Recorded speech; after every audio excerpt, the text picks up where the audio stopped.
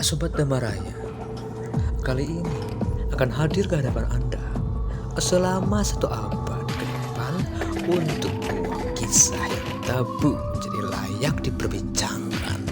Semuanya akan dikupas secara tajam, setajam satelit.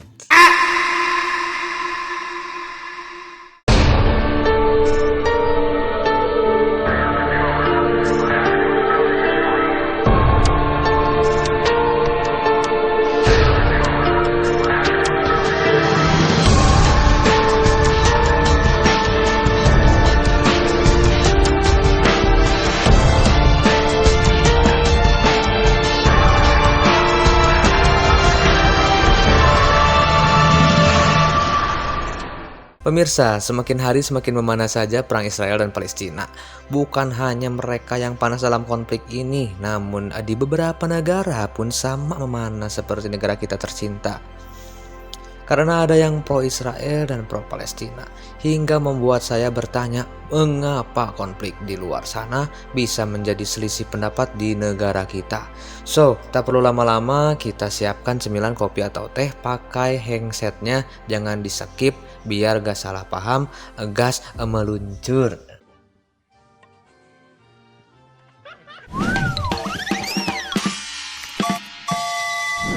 Ternyata konflik Palestina-Israel ini sudah berlangsung selama 75 tahun loh. Sejak tahun 1917 sampai sekarang. Namun konflik Palestina-Israel kembali muncul dalam beberapa hari terakhir. Kemunculan ini dipicu oleh serangan Hamas Palestina terhadap Israel di wilayah selatan Jalur Gaza Sabtu 7 Oktober 2023. Serangan yang dilakukan Hamas diperkirakan terjadi untuk membalas berbagai tekanan dan kekejian yang dilakukan hesenya pacaletot ngobrol teh Zionis terhadap Palestina selama beratus-ratus tahun hingga saat ini cuy. Hal ini yang memicu mata dunia melirik ke konflik tersebut. Nah, konflik ini terjadi akibat perebutan wilayah oleh Zionis untuk mendirikan tanah Yahudi. Kalian harus tahu dulu, Zionis itu adalah gerakan politik untuk menaklukkan dunia yang dibuat oleh Theodor Herzl. Theodor Herzl lah. Dengan agenda utama yaitu menghimpun orang-orang Yahudi yang telah berdiaspora agar menempati kembali tanah Palestina. Yahudi itu adalah keyakinan atau agama ya cuy, dan Israel adalah nama dari sebuah negara atau tempat untuk kaum Yahudi. Lamun eta batuk. Lalu pertanyaannya, wilayah siapakah tanah yang ada di Palestina ini? Yang jelas tanah ini bukan punya Afgan ya.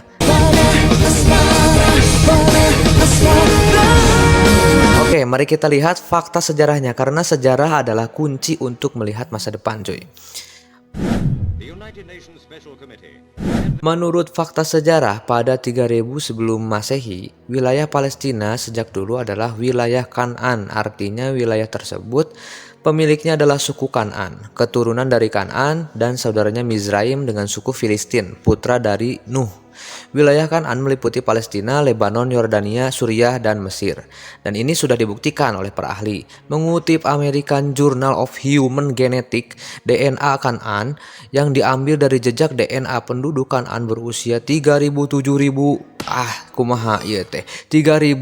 tahun memiliki kecocokan dengan DNA penduduk Arab saat ini.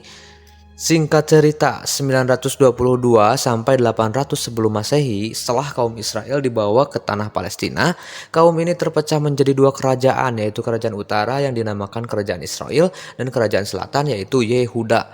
Namun, pada 800 sampai 600 sebelum Masehi, kerajaan Israel runtuh oleh kerajaan Assyria di bawah Raja Asyiri Shalmaneser II dan diusirlah mereka dari tanah itu.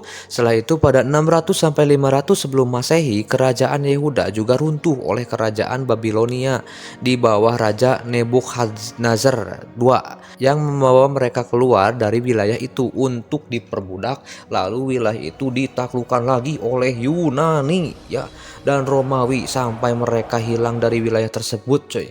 Lalu pada 500 sampai 400 sebelum Masehi, Cyrus dari Persia menaklukkan kerajaan Babilonia dan mengizinkan kembali bangsa Israel ke wilayah itu. 300 sampai 322 sebelum Masehi, wilayah tersebut diduduki Alexander dari Makedonia, Yunani, dan terjadi Helenisasi terhadap bangsa yang ditaklukkannya.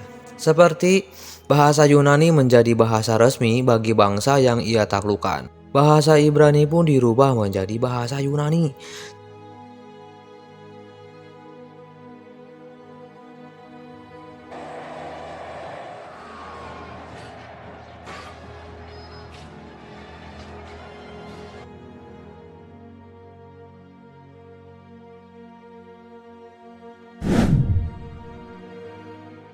Satu sampai 33 Masehi, Isa aktif berdakwah dan terjadi fitnah oleh kaum Yahudi yang membahayakan kuasa Romawi. 621 Masehi, Muhammad melakukan Isra Mi'raj dari Masjidil Haram ke Masjidil Aqsa dan dilanjutkan ke Sidratul Muntaha. Dan pada 638 Masehi, di bawah pemerintahan Khalifah Umar bin Khattab, seluruh wilayah itu dimerdekakan dari penjajah Romawi. Seterusnya, seluruh penduduk Palestina, Muslim maupun non-Muslim, hidup aman, damai di bawah pemerintahan Khalifah dan kebebasan beragama dijamin sepenuhnya, cuy. Singkat cerita, pada tahun 1095 sampai 1099 ada peristiwa perang salib yang dicetuskan oleh Urbanus II dalam sidang konsili Clermont. Against their brothers and relatives, now fight in a proper way against the infidels. The time has come for you, who have been wearing your very selves out in body and soul, to draw together as brothers in arms and in Christ. Be you thus united, you will reclaim Christian lands long lost, and by God's command, you will drive the enemies of Christ from the place most sacred to Christendom, the blessed city of Jerusalem. Pope Urban II orders First Crusade. On November 27, 1095, Pope Urban II makes perhaps the most influential speech of the Middle Ages, giving rise to the Crusades by calling all Christians in Europe to war against Muslims in order.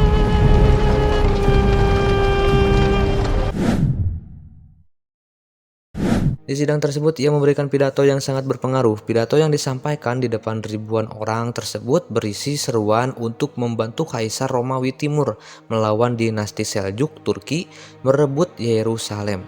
Ia menegaskan bahwa keikutsertaan dalam perang tersebut dapat menghapuskan dosa. Ia juga menyerukan untuk melupakan sejarah damainya di wilayah tersebut demi mendapat tanah suci mereka. Di akhir tahun 1095, ia mengeluarkan dekrit untuk membebaskan wilayah-wilayah yang telah diduduki oleh Muslim. Setelah peperangan terjadi tahun 1099, wilayah tersebut dikuasai oleh tentara salib. Namun pada 1187, wilayah tersebut ditaklukkan kembali oleh Panglima Islam Salahuddin Al-Ayyubi dan tercipta kembali wilayah yang damai dengan perbedaan agama dan berlangsung pemerintahan tersebut hingga 1260 Masehi. Gila, panjang banget ini ceritanya, cuy.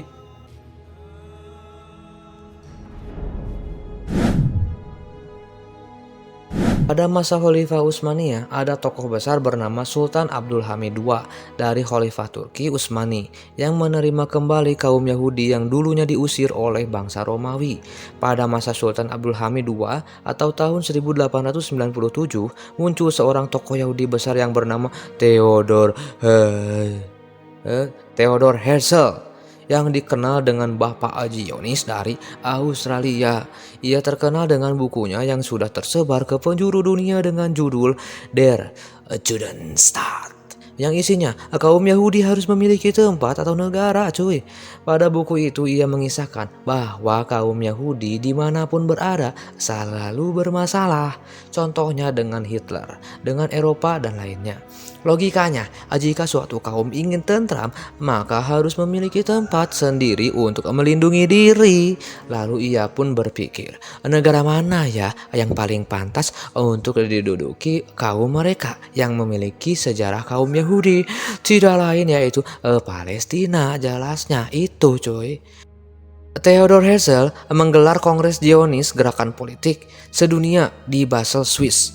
Peserta Kongres 1 Zionis mengeluarkan resolusi bahwa umat Yahudi tidaklah sekedar umat beragama, namun adalah bangsa dengan tekad yang bulat untuk hidup secara berbangsa dan bernegara. Masih tahun 1897 cuy, datanglah mereka kepada Sultan Abdul Hamid II dengan pendukung Yahudi yaitu bernama Walter Rothschild dari Inggris yang memegang sistem ekonomi Inggris. Kedatangan mereka bermaksud membeli sebagian tanah yang dikuasai oleh Abdul Hamid II. Namun Abdul Hamid II menolak dan berkata, lebih baik saya menusukkan pedang ke badan saya daripada saya menyaksikan tanah itu terpecah belah cuy. Jika kalian mau, kalian bisa mengambil tanah tersebut gratis tanpa ongkir jika khilafah sudah tiada. Pada tahun 5 November 1914 terjadi Perang Dunia I. Khilafah Utsmaniyah atau Ottoman dikuasai oleh sekutu yang dipimpin oleh Inggris dan Prancis hingga terjadi genosida, pembubaran, kekaisaran dan penghapusan kekhalifahan Islam cuy. Setelah itu dibuatlah perjanjian rahasia Sykes-Picot pada 16 Mei 1916 yang ditandatangani oleh Inggris Prancis dan disetujui oleh kerajaan Rusia. Namun kerajaan Rusia mengundurkan diri karena dia sudah mengetahui bahwa perjanjian ini secara efektif membelah daerah-daerah Arab di bawah kerajaan Ottoman di luar Jazirah Arab sehingga kendali Inggris ataupun Prancis berlaku untuk wilayah tersebut. Inggris mendapatkan sebagian wilayah dan Prancis mendapatkan sebagian wilayah. Apa yang membuat perjanjian Sykes-Picot semakin tidak dapat diterima adalah bahwa perjanjian tersebut disepakati secara sembunyi-sembunyi cuy. Sungguh ironis sekali ya.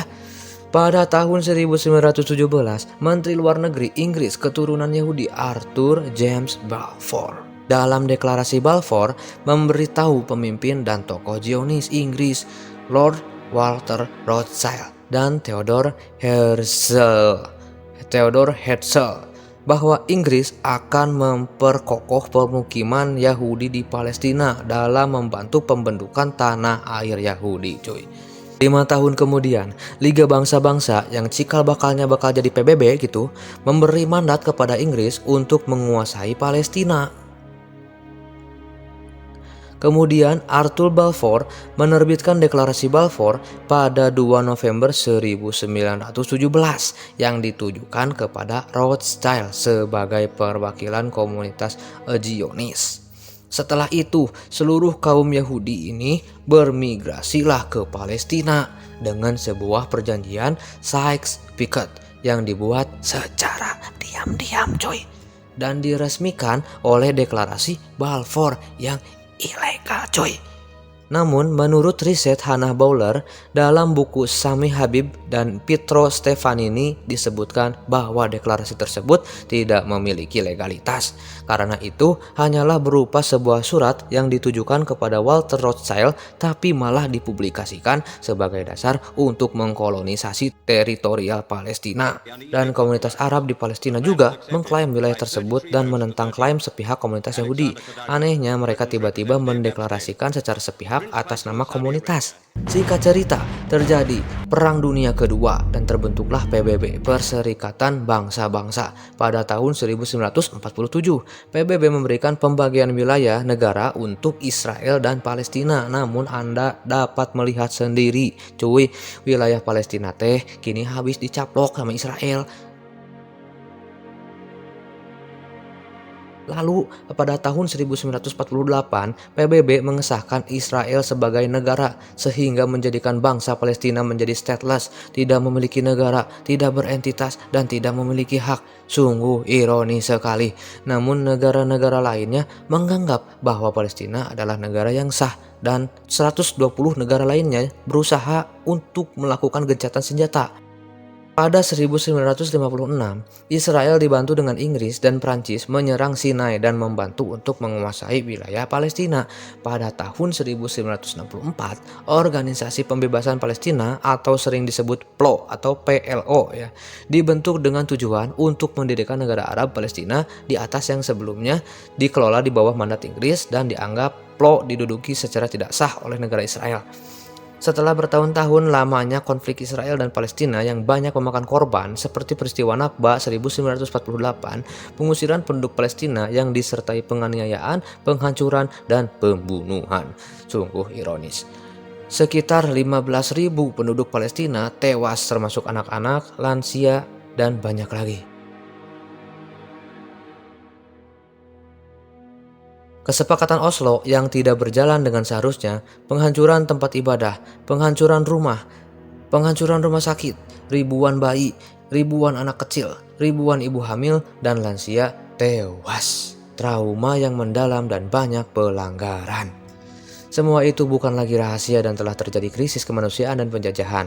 Sulit melawan mereka karena Palestina tidak memiliki militer yang maksimal cuy.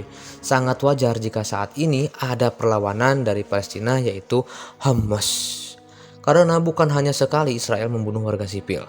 Anak-anak, menghancurkan tempat ibadah, menghancurkan rumah sakit, memblokade, mematikan listrik, dan menghambat bantuan untuk Palestina dari negara lain.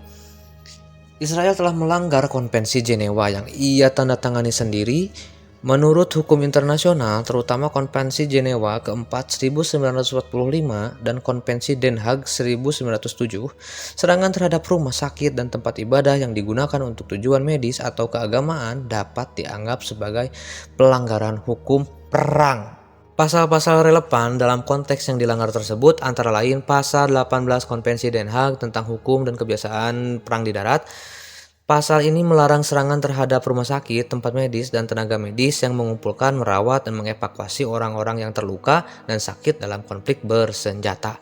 Pasal 19 Konvensi Den Haag tentang penghormatan terhadap hukum dan kebiasaan perang di darat tahun 1907. Pasal ini melarang serangan terhadap tempat ibadah yang digunakan untuk beribadah dalam konflik bersenjata. Pasal 33 Konvensi Jenewa keempat tahun 1949, pasal ini melarang tindakan kekerasan, perlakuan tidak manusiawi atau segala bentuk kekejaman terhadap orang-orang yang terluka, sakit, atau terdampar selama konflik bersenjata, dan pasal ini memberikan perlindungan khusus bagi rumah sakit dan tempat ibadah yang digunakan untuk perawatan mereka.